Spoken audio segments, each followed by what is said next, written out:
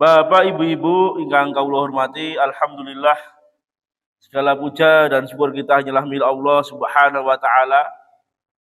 Kita muji Allah Subhanahu wa taala di kesempatan yang berbahagia ini di hari Jumat, hari yang mulia. Walaupun hari Kamis kalau sudah masuk ba'da maghrib, masuk hari Jumat, mari kita bersyukur pada Allah Subhanahu wa taala. Jumat adalah Sayyidul Ayyam, tuannya hari. Dan tidak lupa salawat dan salam semoga tercurahkan kepada teladan kita, uswah hasanah kita, Habibuna Mustafa Muhammad sallallahu alaihi wasallam.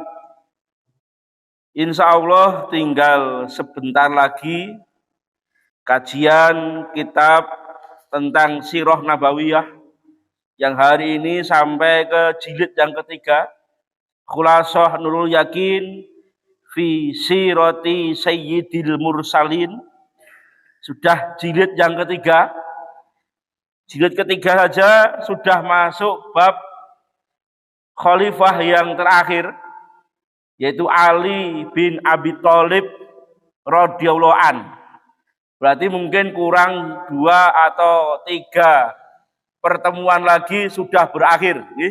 Kita sudah menyelesaikan Sirah Nabawiyah dari jilid pertama, sejak lahirnya Nabi sampai Nabi hijrah.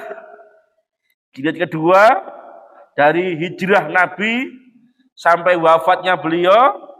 Kemudian dilanjutkan oleh Khulafaur Rasyidin dari Abu Bakar sampai Ali bin Abi Thalib. Walaupun ini nanti ditutup oleh anaknya Ali, yaitu Hasan bin Ali, menjabat khalifah paling singkat, cuma 6 bulan, sesuai dengan sabda Nabi. Nabi pernah bersabda, ada dari keturunanku yang akan mendamaikan perseteruan, ya, pertikaian antar kaum muslimin. Ternyata yang mendamaikan adalah Hasan bin Ali, cucu Rasulullah Shallallahu Alaihi Wasallam. Dan ini membenarkan sabda Rasulullah Shallallahu Alaihi Wasallam bahwa umur Khulafaur Rasyidin sesuai dengan sabda Rasulullah Shallallahu Alaihi Wasallam. Berapa umurnya? Umur Khalifah, ya, Ar-Rasyidin ini, ya, sesuai dengan sabda Nabi, umurnya adalah 30 tahun, ya. Dari tahun 11 Hijriah Nabi wafat, ditutup oleh cucu Nabi Hasan bin Ali radhiyallahu anhuma tahun 41 Hijriah, disebut Amul Jamaah, tahun persatuan kaum muslimin. Sebelumnya terjadi pertikaian dan perselisihan. Bapak, Ibu-ibu yang semoga dirahmati oleh Allah Subhanahu wa taala, kita kembali sejenak peristiwa terjadinya pembunuhan sahabat mulia Utsman radhiyallahu an yang terbunuh dalam kondisi zalim. Sebabnya memang terjadi gerakan, ya, skenario gerakan dari seorang bernama Abdullah bin Sabah, seorang Yahudi yang pura-pura masuk Islam, ya.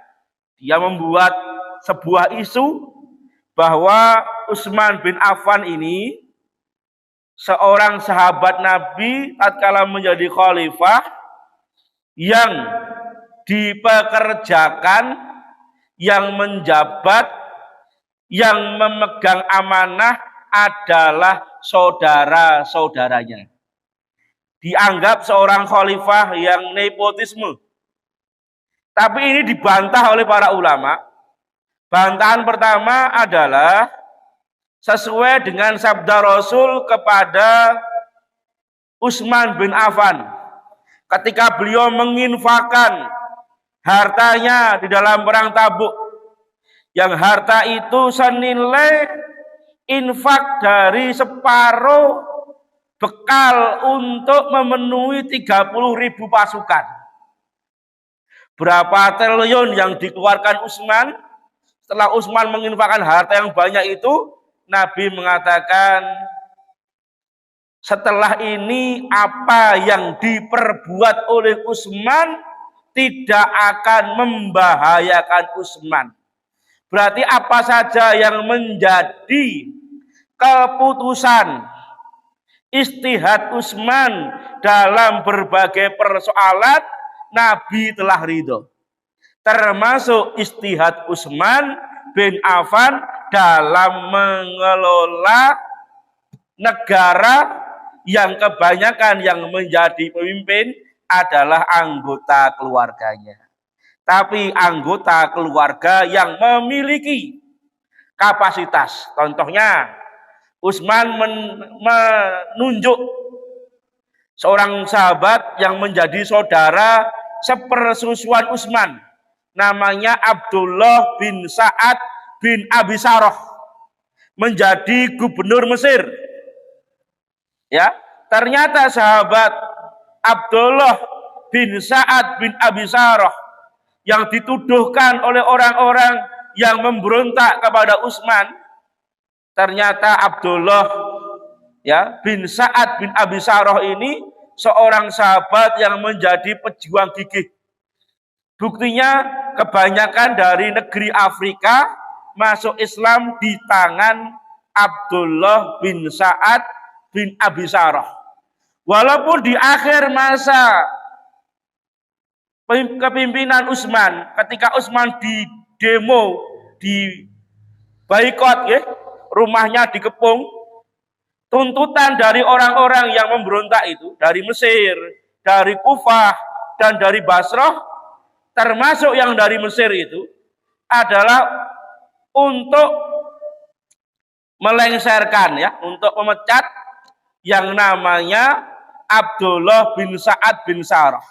Ternyata Utsman mengabulkan, ya, dipecat, diganti seorang sahabat, anaknya Abu Bakar, namanya Muhammad bin Abu Bakar, dari seorang istri bernama Asma binti Umais.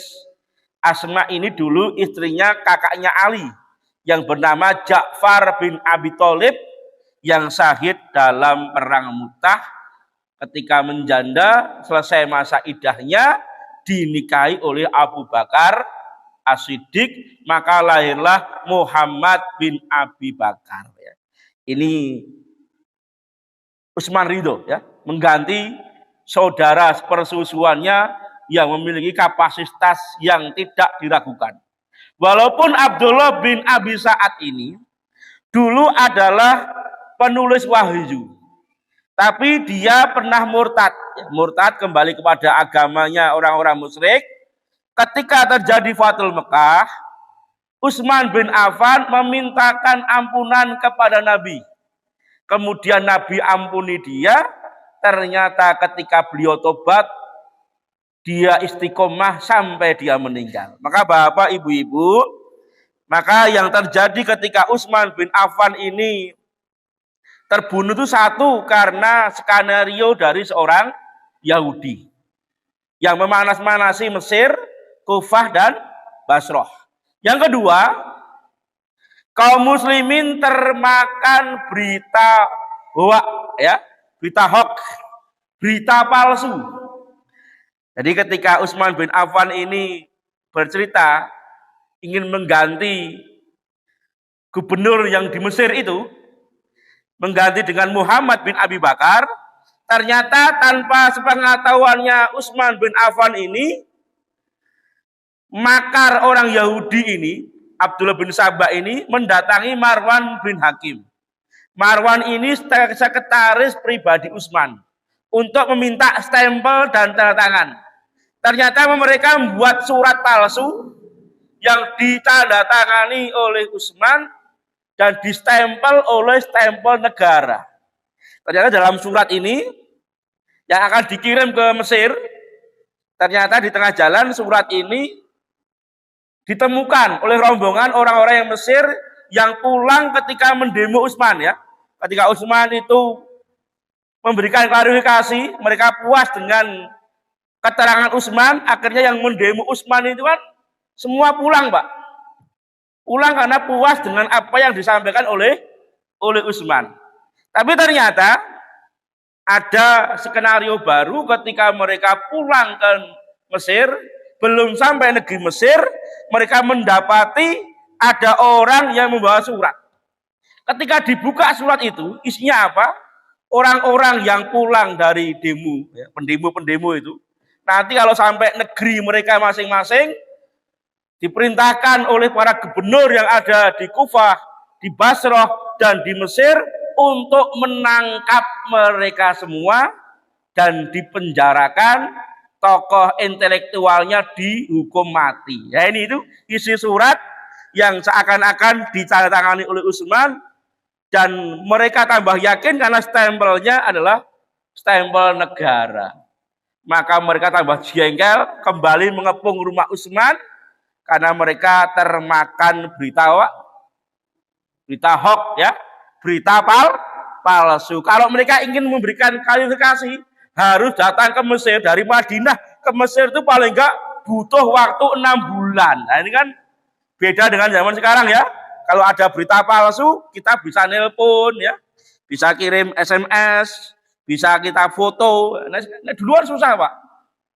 Gimana kita bisa mengontrol dari Mesir, dari Kufah, padahal ibu kotanya di Madinah, sehingga Utsman tidak akan mungkin bisa langsung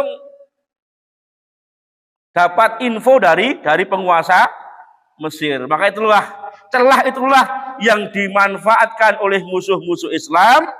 Kemudian terbunuhlah sahabat mulia Utsman bin Affan dalam kondisi beliau puasa dan dalam kondisi beliau membaca Al-Quran. Dan inilah awal fitnah yang terjadi di umatnya Rasulullah Shallallahu Alaihi Wasallam. Bapak ibu-ibu yang semoga dirahmati oleh Allah Subhanahu Wa Taala. Ketika Utsman terbunuh dengan berapa tusukan dan sayatan pisau itu, Ali bin Abi Thalib langsung marah. Beliau pukul anaknya Husain, karena Husain dan Hasan itu kan berjaga di pintu gerbang, ya, di pintu kamarnya Utsman. Ada 4 orang, ada Hasan, ada Husain, ya, ada anaknya Tulhah namanya Muhammad bin Tulhah, ya. Ada anak Zubair namanya Abdullah bin Zubair. Anak-anak sahabat itu berjaga di pintu. Kok bisa musuh itu membunuh Utsman? Ternyata mereka naik genteng, ya, memanjat pagar dan masuk lewat apa?